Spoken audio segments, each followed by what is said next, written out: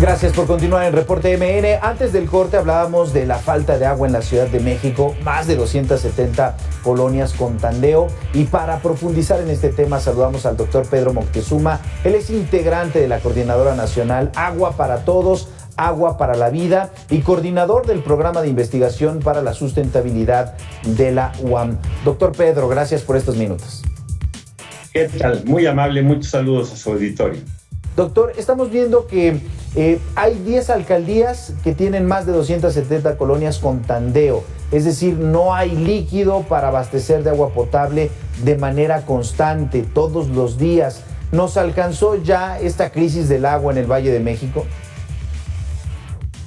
Sí, tengo que decir algo en general y tiene que ver con las graves limitaciones que tiene la gestión del agua en México debido a una ley salinista, la Ley de Aguas Nacionales, que fue aprobada en 1992, que convirtió el agua en un gran negocio para muy pocos transnacionales, la mayor parte de ellas extranjeras.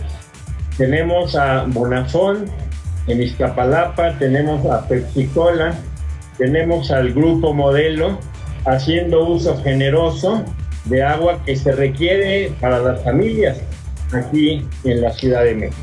Y hasta se premia al Grupo Modelo por cumplir con la norma, que es algo que es su obligación.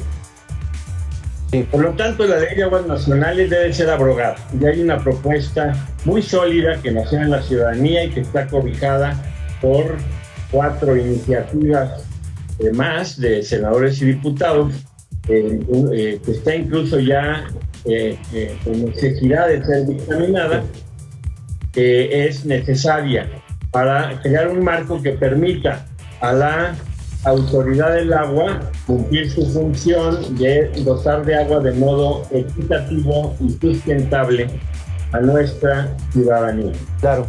Doctor, permitía a la participación ciudadana todas las aportaciones que tenemos ya para poder darle la vuelta a esta grave crisis de agua en nuestra ciudad.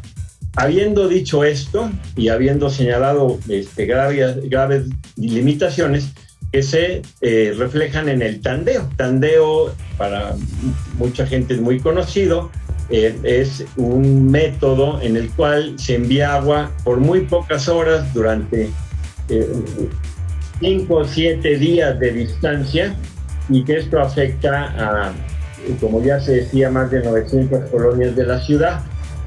Por otro lado, es importante destacar que con estas restricciones, sin embargo, en la Ciudad de México y en el Estado de México ha habido mayor precaución en cuanto al manejo de las presas, a diferencia de Nuevo León, por ejemplo, en donde la presa Cerro Prieto y La Boca fueron vaciadas totalmente hasta octubre de 2021, a sabiendas que tenemos esta pauta de sequía, que es un problema de mediano plazo vinculado al cambio climático y al fenómeno de la Niña.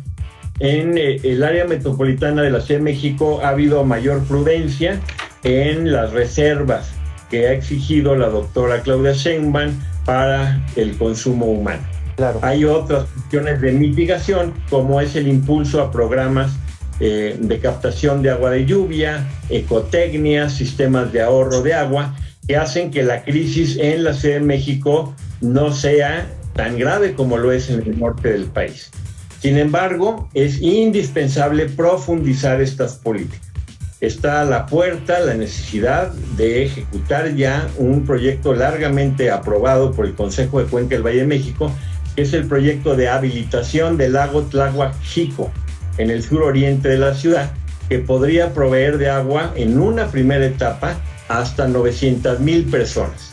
Claro. Este proyecto tiene ya un estudio de factibilidad aprobado, y las comunidades de Milpalta, Tláhuac, Valle de Chalco, Iztapalapa exigen que se logre concretar. Claro. Porque además de solucionar un problema de agua, soluciona un problema de protección civil. En esta zona ha habido 3 grandes inundaciones en el año 2000, 2010, 2011, y otra inundación de cierta severidad en el presente año.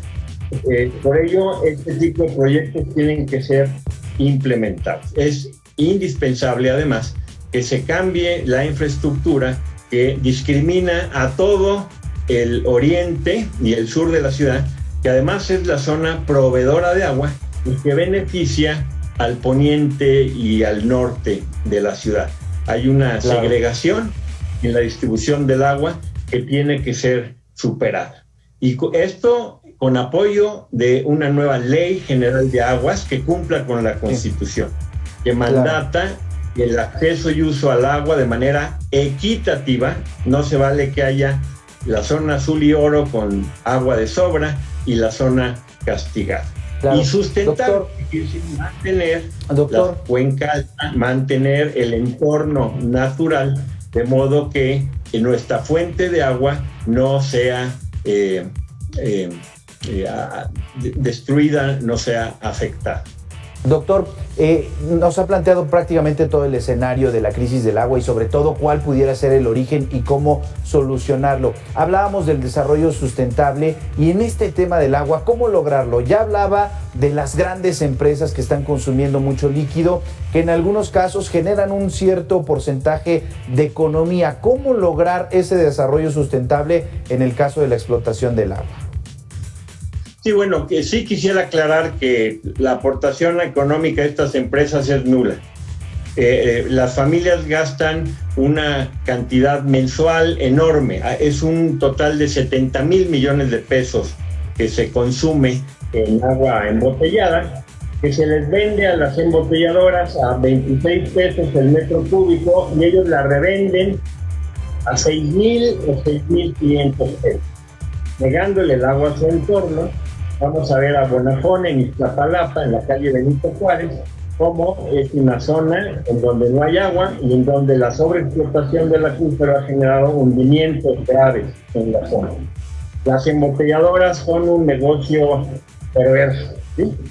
Por otro lado, afortunadamente hay ya propuestas muy claras de manejo de cuenca alta, de reforestación, fenómenos que implican también un apoyo a todo el entorno metropolitano para lograr una equidad en el agua que llega desde Tamala a la Ciudad de México. Tenemos también, como ya señalaba, la política de tecnologías de captación de agua de lluvia y algo muy importante, el tratamiento de las aguas residuales. Actualmente las aguas de la Ciudad de México se van en un total de 800 millones de metros cúbicos por un tubo, enorme y costosísimo. Se pierde el agua por las fugas. No se tratan dentro de la Ciudad de México, ¿sí? Es importante separar el agua de lluvia para ser utilizada internamente del agua residual, también para ser usada dentro de la cuenca por medio de plantas de tratamiento de aguas residuales dentro de la propia cuenca.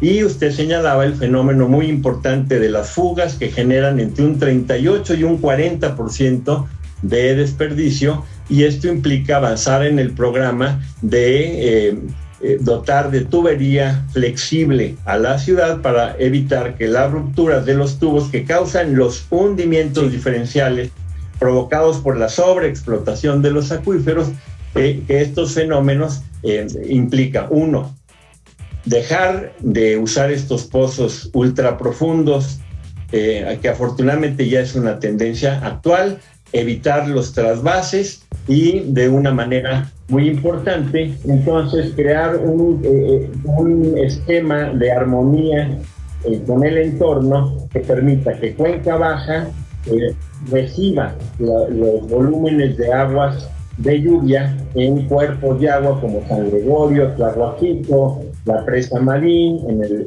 Estado de México, a través de convenios, aprovechar las lagunas de regulación como la de Casa Colorada, también a través de convenios con el Estado de México. Subrayo que es muy benévolo actualmente que que la Comisión Estatal de Agua del Estado de México está colaborando con la ciudad para generar mayores equilibrios en la gestión del agua. Es decir, doctor, que sí se puede, por supuesto, mejorar la gestión de este líquido. Platicamos esta noche con el doctor Pedro Moctezuma, él es integrante de la Coordinadora Nacional Agua para Todos, Agua para la Vida. Doctor Pedro, muchísimas gracias por estos minutos para Reporte MN. Al contrario, es muy importante estar enterados porque no va a haber solución si no participamos los ciudadanos en este tema tan vital. Gracias. Muchas gracias, doctor.